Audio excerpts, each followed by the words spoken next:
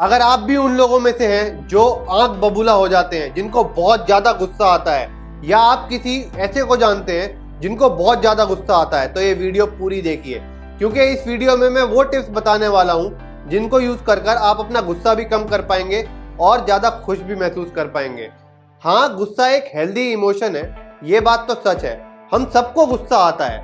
किसी को ट्रैफिक में गुस्सा आ जाता है, किसी को कोई उसका बच्चा बात ना सुने तो गुस्सा आ जाता है, किसी को अपने वर्कर्स पे गुस्सा आता है। गुस्सा तो सबको आता है, पर फर्क यह है कि हम उसे डील कैसे करते हैं। हम गुस्से के साथ क्या करते हैं वो इम्पोर्टेंट है।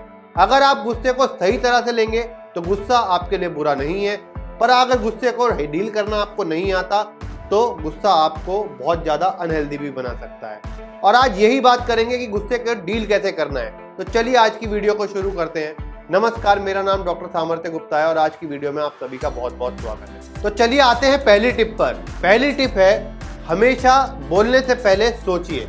एक समझदार इंसान ने कहा था कि जब भी प्यार आए उसे तुरंत दिखा देना चाहिए और जब भी गुस्सा आए उसे एक दिन के लिए टाल देना चाहिए।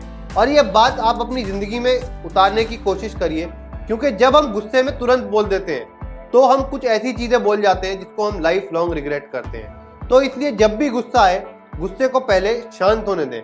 पहले अपने विचारों को सोचें और उसके बाद कुछ बोलें। इससे आप देखेंगे कि आप जो गलत चीजें बोल रहे थे या जो रिग्रेट कर सकते थे वो उसके चांसेस बहुत कम हो जाएंगे। दूसरी टिप पर आते हैं। दूसरी टिप भी बहुत ज्यादा इंपॉर्टेंट है।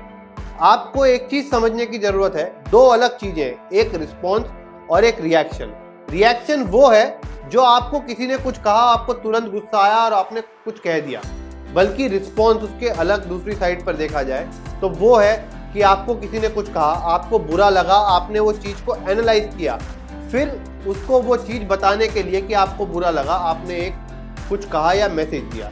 तो ये हो गया रिस्पॉन्स। तो अब जब भी गुस्सा आए उसके बाद काम होने के बाद आप अपना रिस्पॉन्स जरूर जताएं। तो यानी कि express yourself when you are calm. तो रिएक्शन नहीं आएगा, रिस्पॉन्स आएगा, जो कि नुकसानदायक नहीं है बल्कि फायदेमंद ही है। अब आते हैं तीसरी टिप पर। तीसरी टिप है एक्सरसाइज। जी हाँ, एक्सरसाइज के इतने सारे बेनिफिट्स हैं जितना आप सोच भी नहीं सकते। पर एक एक्सरसाइज का बहुत बड़ा बेनिफिट ये भी है कि एक्सरसाइज हमें डी स्ट्रेस करता है और एक्सरसाइज करके आप इतना फ्रेश और एनर्जेटिक महसूस करते हैं कि आपके गुस्से के लेवल्स अपने आप कम हो जाते हैं। और जो लोग एक्सरसाइज रेगुलरली करते हैं उनमें गुस्सा बहुत कम देखने को मिलता है। तो तीसरी टिप हुई एक्सरसाइज। अब आते हैं फोर्थ टिप पर, यानी कि चौथी टिप पर, और ये है टेक अ ब्रेक। आपको ब्रेक लेना बहुत ज्यादा जरूरी है। आप सभी ने देखा होगा, जब हम छुट्टी से आते हैं या फिर ब्रेक लेकर आते हैं तो हमारे स्ट्रेस लेवल्स बहुत ज्यादा कम होते हैं, यहाँ तक कि हमें कई दिन तक गुस्सा भी नहीं आता।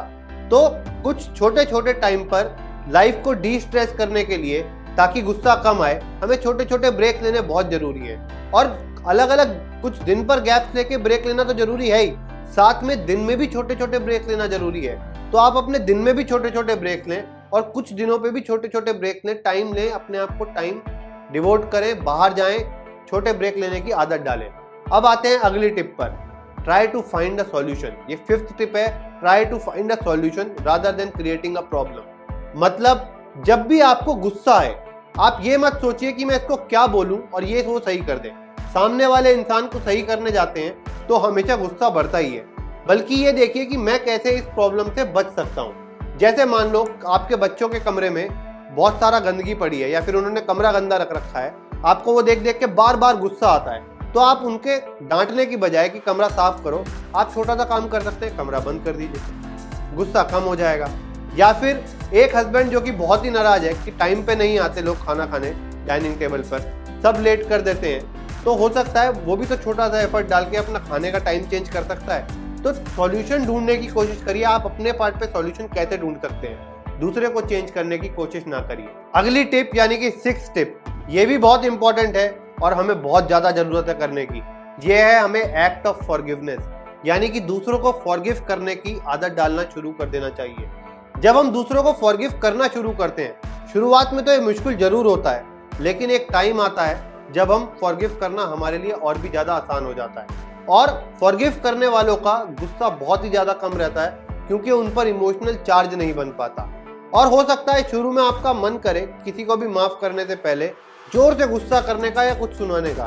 तो मना किसने किया है? अपनी आंखें बंद करिए, उस आदमी को सामने लाइए और जोर से गुस्सा करिए, या अपना पिलो समझिए उसे और खूब जोर से पीटिए, पर एट दी एंड फॉरगिव करने की कोशिश करिए। अब आते हैं अगली टिप पर। अगली टिप जो कि मैं सबसे इंपॉर्टेंट मानता हूँ, और इस टिप से ज़्यादा इंपॉर्टेंट कुछ नहीं है, ये है you should try and relax yourself. आपको कुछ ना कुछ फॉर्म ऑफ रिलैक्सेशन जरूर ट्राई करना चाहिए, जब भी गुस्सा आए उस टाइम भी और अलग से टाइम भी। जैसे कि कुछ लोग ट्राई कर सकते हैं जब गुस्सा आए डीप ब्रीदिंग।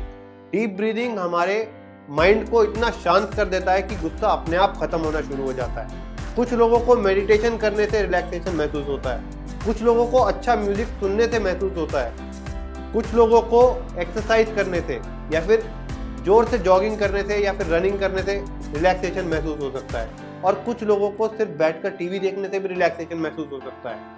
तो आपको जिस भी चीज से रिलैक्सेशन महसूस होता हो, आप वो चीज करिए और आप देखेंगे आपके गुस्सा अपने आप कंट्रोल होना शुरू हो जाएगा। आशा करता हूँ आपको आज की वीडियो बहुत ही ज्यादा अच्छी लगी होगी। अच्छी लगी हो तो वीडियो को लाइक जरूर करना और नीचे कमेंट में जरूर बताना आप अपना गुस्सा कैसे कंट्रोल करते हैं। जल्दी मिलते हैं अगली वीडियो में, तब तक के लिए स्वस्थ रहें, खुश रहें, औरों से प्यार करें पर खुद से प्यार करना कभी ना भूलें। ओम नमः शिवाय।